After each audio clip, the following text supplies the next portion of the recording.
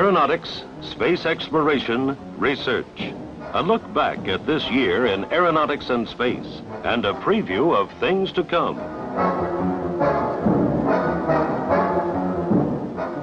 These are the highlights.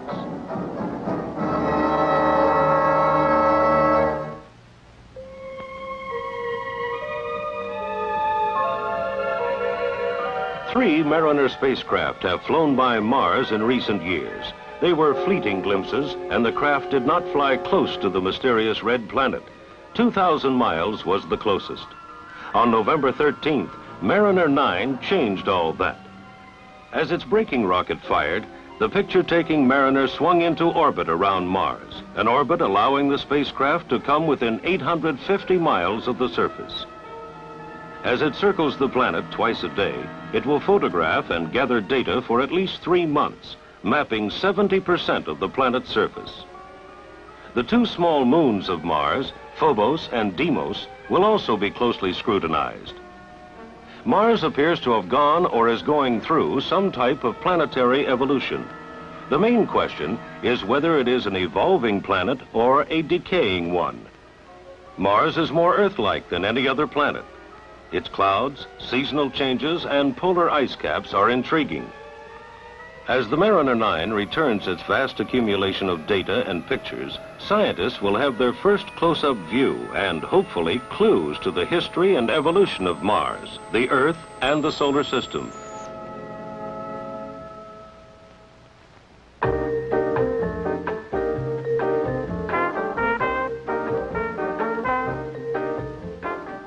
The Sun is roughly 10,000 times larger than Earth.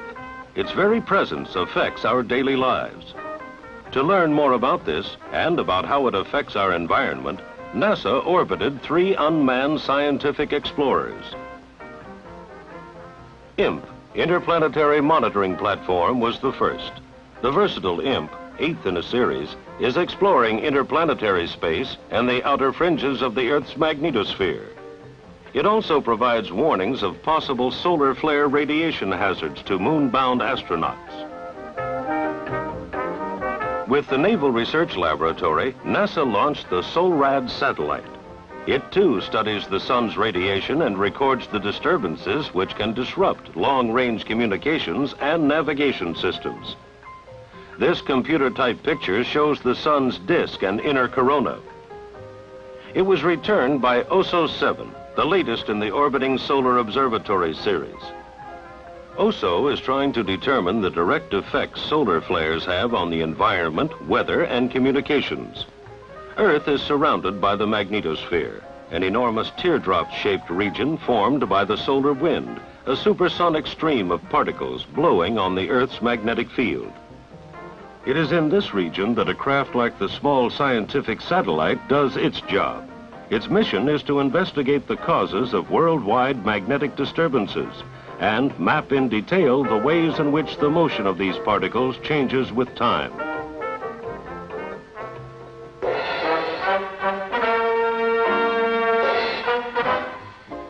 Nearly 300 sounding rockets were launched from Wallops Island, Virginia in 1971. Their payloads are used to explore the region through and just above the Earth's atmosphere, but below the area where satellites orbit. Sounding rocket probes return an enormous amount of information about Earth and the atmosphere surrounding it. Interested scientists from all over the world bring their experiments to Wallops Island for launching.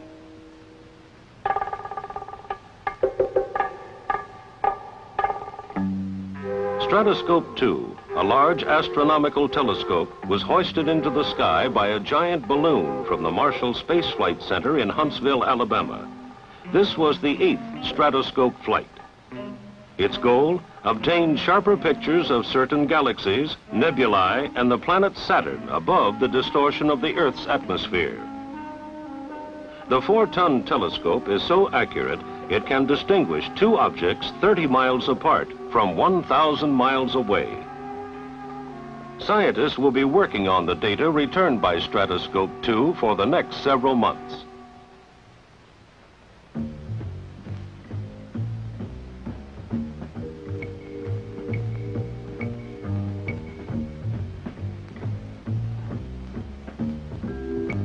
NASA used planes like this in checking out cameras and sensing equipment to be carried on future Earth resources satellites and the manned orbiting Skylab space station.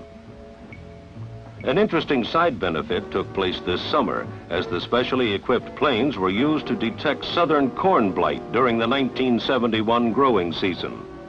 High-altitude infrared photos were taken and then analyzed by Purdue University and the Department of Agriculture. These photographs were used to determine the extent and degree of corn blight. At the request of the local government, survey missions were flown over the island of Jamaica. Much of the water from Jamaica's 200 inches of rainfall never reaches its cities. It is believed that submarine springs carry a portion of the water offshore into the ocean. This was indicated by the preliminary analysis. Here is one of a pair of high-altitude aircraft converted for use in Earth resource surveys. They are operating from NASA's Ames Research Center near San Francisco. The data collected by these flights is being used to simulate future remote sensing Earth resources satellites. Satellites that will be used to study agriculture, forestry, geology, oceanography, and urban development.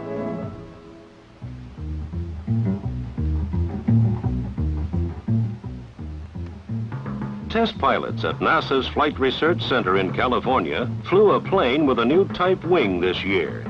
Called the supercritical wing, it is shaped quite differently from conventional wings. The new design alters the flow of air over the top of the wing, allowing an aircraft to fly faster, farther, and at a lower operating cost. This sleek black plane, the YF-12, capable of flying 2,000 miles per hour, made 25 test flights. The joint NASA Air Force program is studying problems associated with propulsion, in-flight stopping and restarting of engines, heating, and structural dynamics. The research is aimed at furthering the development and operations of future civil and military aircraft.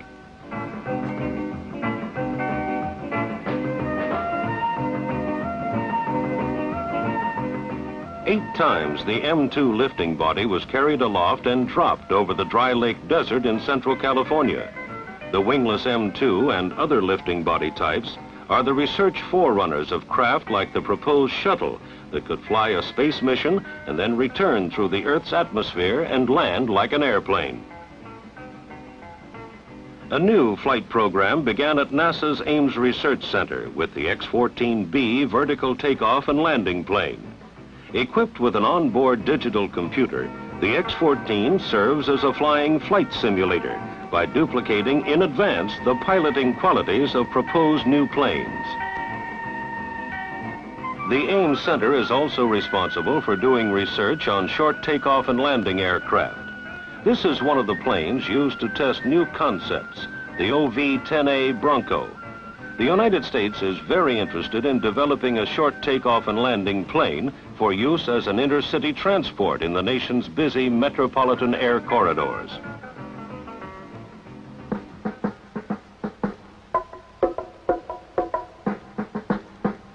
In an effort to reduce the noise of jet aircraft as they land, NASA, with American Airlines, spent 50 hours investigating the problems connected with steeper landing approaches. It appears that by keeping aircraft higher above the ground and reducing engine power during the landing approach, noise near airports can be lessened. Operational procedures for this type of noise abatement are being analyzed. Attacking the jet noise problem at its source, engineers at the Lewis Research Center in Cleveland are supervising tests of a quieter jet engine. The goal is to develop an engine that will be 15 to 20 decibels quieter than present aircraft engines.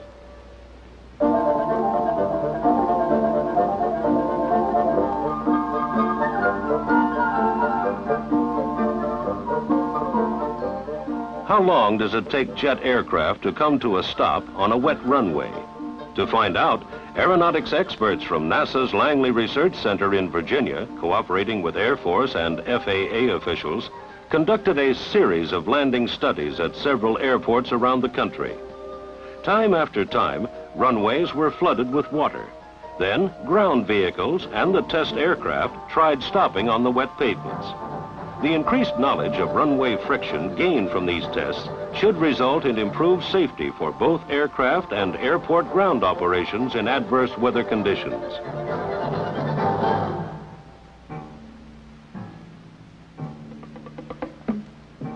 The scene is Cape Canaveral, Friday, May 5th, 1961.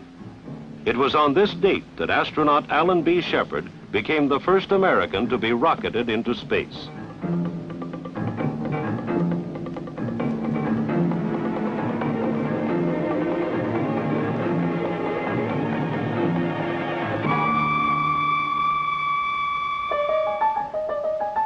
Ten years later, January 31st, 1971, Alan B. Shepard made his second space flight, this time as commander of Apollo 14, the country's third moon landing. With astronauts Mitchell and Russa accompanying Shepard, Apollo 14 marked the beginning of large-scale use of the moon for science. These are some of the 94 pounds of lunar rocks returned from the moon's ancient hills of Fra Mauro by Apollo 14. They are beginning to tell scientists a story 3.5 billion years old. From them, we are learning about the early history of not only the moon, but other planets as well. The Earth, Mars, even Venus and Mercury.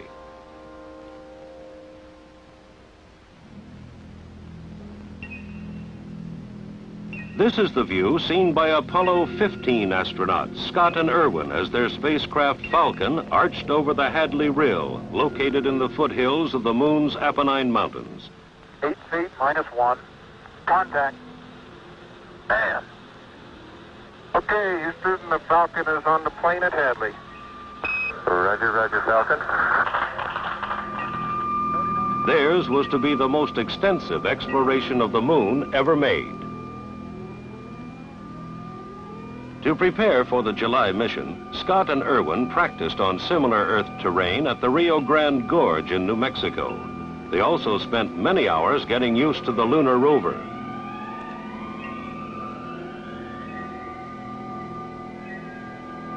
Here's what it actually looked like to the moon riders as they drove their four-wheel car over 16 miles of lunar surface.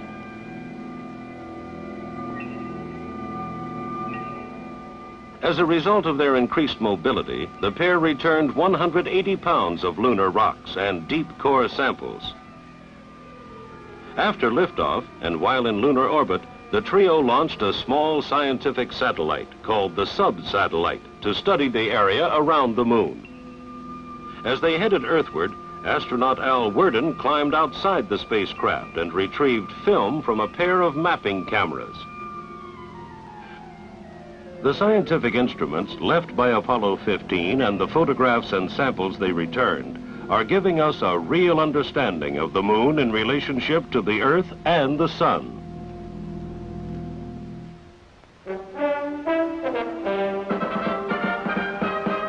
We asked Mr. Dale Myers, NASA's Director of Manned Spaceflight, to give us a status report on Skylab, the United States' first space station.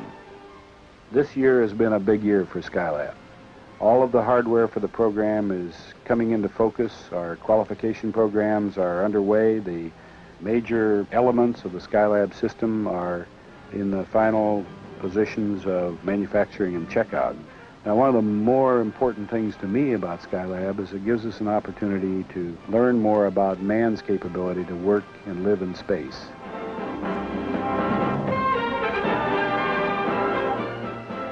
(1971), a year of significant achievement in aeronautics and space. These have been the highlights.